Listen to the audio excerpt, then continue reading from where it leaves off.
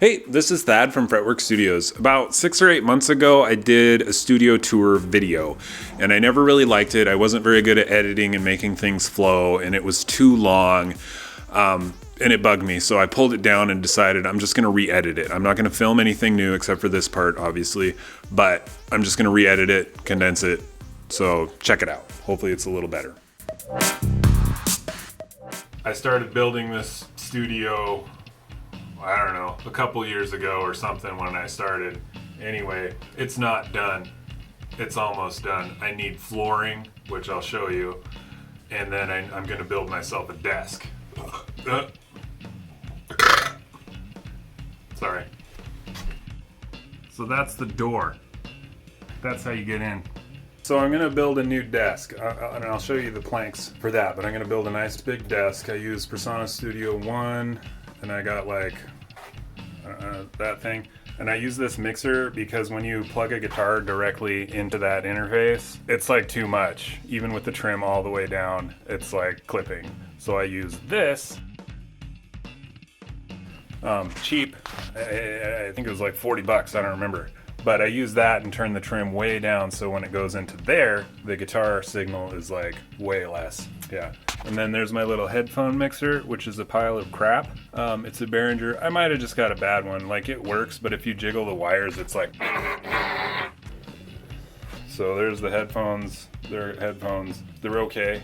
These monitors are pretty cool. I think they're made by Mackie. They're small, but they sound really good. They're just fine for mixing. I'm just running this crappy Dell. It's only a 12 gig RAM, and I think it's just a quad core. I need a better computer though, because for video editing it's kind of sucks. So yeah, there's my printer, and you can see I need a floor. This is where I change my strings. I got lots of guitar strings, and this is my guitar maintenance kit. I made it out of, it was a first aid kit, but I just put little tools and crap in there for guitar stuff. And this is my neck stand. I made it myself out of wood and stuff. It works well. Pictures, a clock. That's a plate that I painted and then broke it. You can see the cracks there. I super glued it back together. That's my signature. But yeah, I painted that plate at a place called Painted Plate. This was my kitty robot. She's gone now. And my wife had these painted for me. And then there's Aries, and he's gone now too. But they were good kitties. That's me at a show somewhere. I think that was probably the Midnight Sun.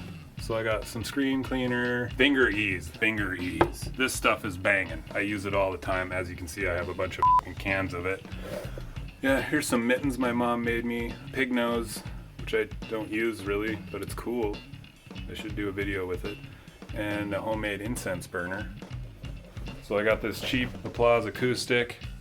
This is the one that I've done all my acoustic stuff on lately. There's my capo, my first capo ever. Here's an old Washburn A20V. Don't really see these. Serial number says it's 1985. It's super cool. And then I put Seymour Duncan blackout pickups in it. Sounds pretty good. Here's my Loomis Signature Series 7-string Schecter. It's a really nice guitar, but I don't like Floyd Rose. I wish it was just a fixed bridge. This is an old Epiphone Goth. I put a Seymour Duncan distortion humbucker in it. Here's my Ovation. This is a cheaper one, but it sounds really good. I like it. This one I have in an open tuning that I came up with. Squier, Fender Squier, I think that's the best bass they make. This I acquired from my father-in-law. It's got skulls on it. I'm not a real fan of skulls, which is funny because this thing has skulls all over it. Yeah, because I'm not freaking 16. Over here we have my banjo. You can see this in action in my video, The Tonky Honk. And this is a guitar that I built. This head and neck are from a Fender Squier Strat, but I cut the headstock so it looks cooler. And then the body is from a piece of maple, a maple slab that my dad cut. So this is like a slab from here. It turned out pretty cool though, and those hoop things are for drums. You put them like this, kind of helps deaden them. That's what those are. They're made of cardboard. Here's a shelf with stuff on it and a heater. So here's the walls. I put felt on the walls, air conditioner. Up here I made these racks where I can hang stuff, hats. Right here, this is like a little rack thing my mom made when I was a little kid. I still have it. There's my mini fridge. You're dying to know what's in there, huh? There's a bunch of little granola bars and water.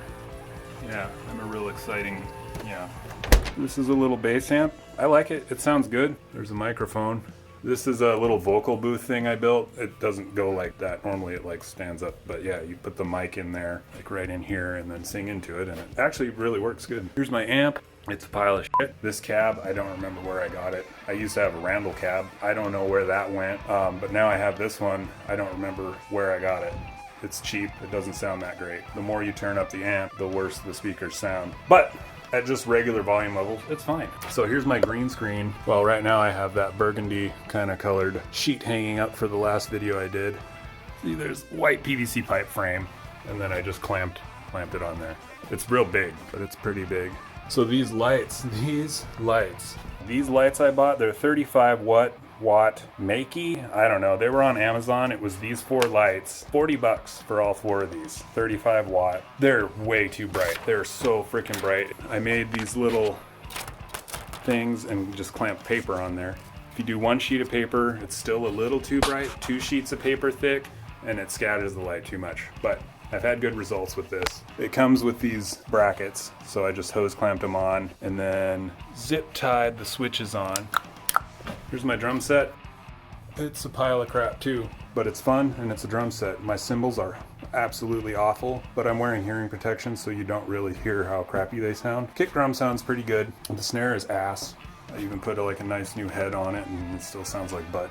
I cut holes in this. This is actually a hi-hat. It makes a weird noise when you hit it. It's cool. But yeah, these are all pretty well garbage.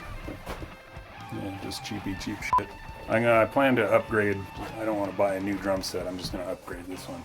This is my kicker, a double kicker, Mapex. This was like $100. I mean, it's not special at all, but I've been using it for like 3 years and haven't had any problems with it. Just keep it lubed up a little bit.